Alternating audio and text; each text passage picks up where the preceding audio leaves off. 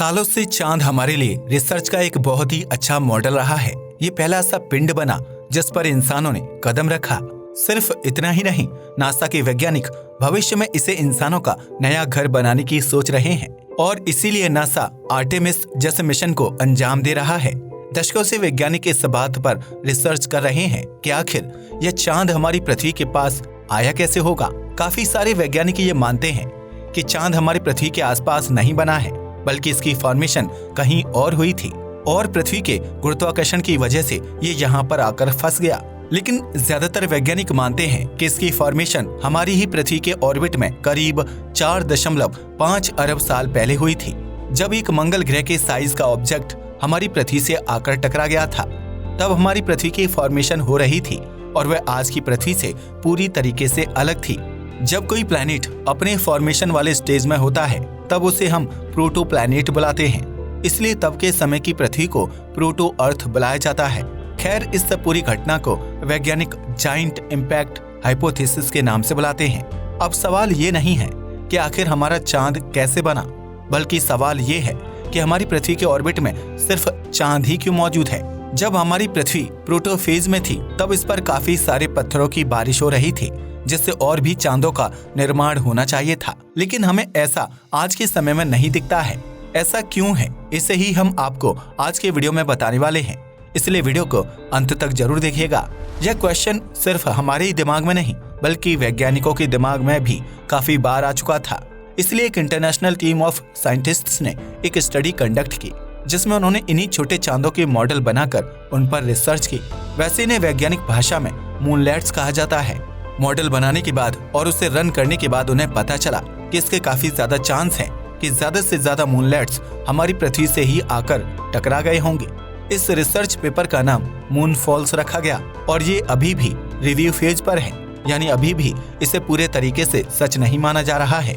इस रिसर्च को करने में इजराइल, जर्मनी और वियना के काफी सारे वैज्ञानिकों का योगदान है।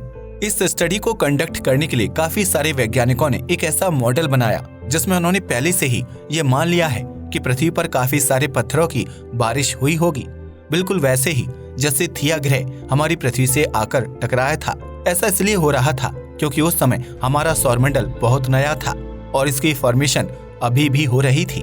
अभी भी चीजें काफी ज्यादा अनस्टेबल थी, जिसकी वजह से किसी भी ग्रह का ऑर्बिट फिक्स नहीं था और ऑर्बिट फिक्स न होने का मतलब है कि वह ग्रह कहीं भी जाकर किसी भी दूसरे ग्रह से टकरा सकता है और कुछ ऐसा ही पृथ्वी और थिया के केस में हुआ।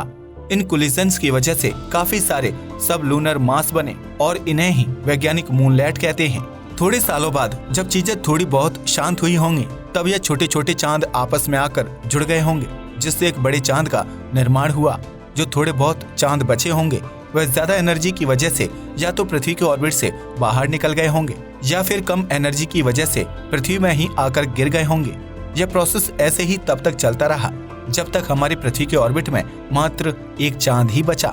जैसे जैसे इस चांद का आकार बढ़ता जा रहा होगा, वैसे वैसे इस चांद के पास और भी ज्यादा गुरुत्वाकर्षण बल आता जा रहा होगा, जिससे यह आसपास के सारे पत्थरों को अपने साथ जोड़ता जा रहा होगा। यह एक ऐसा हाइपोथेसिस है जिस पर वैज्ञानिकों ने पहले कभी भी चर्चा नहीं की। इस प्रोसेस की वजह से हमारी पृथ्वी की जियोलॉजी और इवोल्यूशन में काफी ज्यादा इम्पैक्ट पड़ा होगा। जब हम प्लैनेट फॉर्मेशन के काफी शुरुआती स्टेज को देखते हैं तो यह कोलिजन हमारी पृथ्वी के लिए काफी जरूरी मालूम पड़ते हैं। हमारी पृथ्वी के इतनी डेंस एटमॉस्फेयर होने के पीछे भी इनका हाथ हो सकता है। जब ये हमारी पृथ्वी से टकराए होंगे तो काफी सारी गैस और धुआं रिलीज हुआ होगा, जिसने हमारी पृथ्वी के वायुमंडल को काफी ज्यादा मोटा बना दिया होगा। सिर्फ इतना ही नहीं, इनका हमारी पृथ्वी के टेम्परेचर को भी करेक्ट करने में काफी बड़ा हाथ रहा होगा। इनके इम्पैक्ट से निकलने वाली हीट की वजह से ही शायद बाद में हमारी पृथ्वी पर जीवन पनप पाया। इसके अलावा इन धमाकों ने हमारी पृथ्वी की रोटेशन को भी चेंज किया होगा, जिसकी वजह से आज हमारी पृथ्वी का एक दिन 23 घंटे 56 मिनट और 4.091 सेकंड का होता है। पृथ्वी को 23.5 डिग्री टिल्ट करने में भी शायद इन्हीं मूनलैट्स का हाथ हो सकता है। ध्यान रखिए, यह अभी भी एक हाइपोथेसिस है, लेकिन यह इतनी सारी स्ट्रॉन्ग चीजों को क्लियरली एक्सप्लेन करता है, जिससे ये बिल्कुल एक थ्योरी की तरह साउंड करता है पृथ्वी के रोटेशन मॉडल को बनाने के लिए वैज्ञानिकों ने स्मूथ पार्टिकल हाइड्रोडायनामिकली सिमुलेशन का इस्तेमाल किया था कि छोटे छोटे चांदों ने पृथ्वी की रोटेशन को काफी ज्यादा इफेक्ट किया होगा। सिर्फ इतना ही नहीं, इस स्टडी से वैज्ञानिकों को एक और बहुत इंटरेस्टिंग बात पता चली। जब यह चांद हमारी पृथ्वी से टकरा रहे होंगे तो इनके कोलिजन की वजह से हमारी पृथ्वी का काफी सारा मटेरियल वापस से अंतरिक्ष में एक इम्पैक्ट के रूप में जा रहा होगा। इससे फिर से कुछ नए चांदों का निर्माण हो रहा होगा और यह प्रोसेस काफी अरब सालों तक चलती रही होगी। वैज्ञानिकों के मुताबिक यह करीब 0.6 अरब साल तक चलता रहा और अंत में हमें एक चांद मिला जो पृथ्वी के ऑर्बिट में थोड़ा बहुत स्टेबल था। थोड़ा बहुत कम इसलिए बोल रहे हैं क्योंकि हमारा चांद भी पूरे तरीके से स्टेबल नहीं है। ये हमारी पृथ्वी से हर साल करीब 3 सेंटीमीटर दूर जा रहा है। वैज्ञानिक ऐसा मानते हैं कि इसके हमारी पृथ्वी से टकराने की वजह से यहाँ पर एक बहुत बड़े लैंड का भी फॉर्मेशन हुआ होगा जो शायद पेंजिया के ही किसी हिस्से में मौजूद होगा। इसकी वजह से हमारी पृथ्वी पर काफी अलग तरह के पत्थर एक साथ दिखाई दिए होंगे। इस बात पर वैज्ञानिक अभी पूरी तरह से श्योर नहीं है। खैर, इस थ्योरी के मुताबिक हमारे चांद की फॉर्मेशन सौरमंडल बनने के 1 से 10 करोड़ साल बाद रुकी होगी। इस समय बाकी ग्रह अभी भी अपने डेवलपिंग स्टेज पर थे और वो भी इन्हीं कोलिजन को झेल रहे होंगे।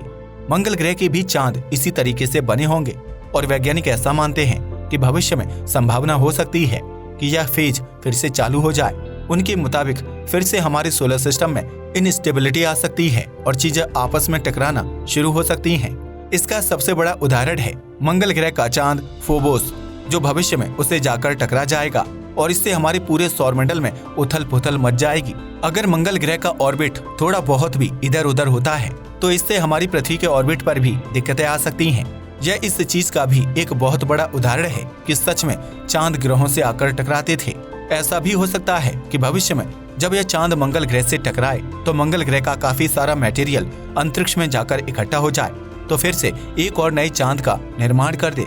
डराने वाली बात यह है कि हम ये प्रिडिक्ट नहीं कर सकते कि इस कोलिजन की वजह से हमारी पृथ्वी के साथ क्या होगा, क्योंकि हमें नहीं पता कि वह चांद मंगल ग्रह से किस तरीके से टकराएगा और इसका इफेक्ट क्या होगा। खैर, इस थ्योरी पर वैज्ञानिक काफी जोर शोर से काम कर रहे हैं क्योंकि यह चांद के बनने पर बिल्कुल ही नया पर्सपेक्टिव देती है। आपकी इस थ्योरी के बारे में क्या राय है, हमें कमेंट करके जरूर बताएं। आज के लिए बस इतना ही। वीडियो पसंद आया हो तो इसे लाइक और शेयर करें। जय हिंद दोस्तों।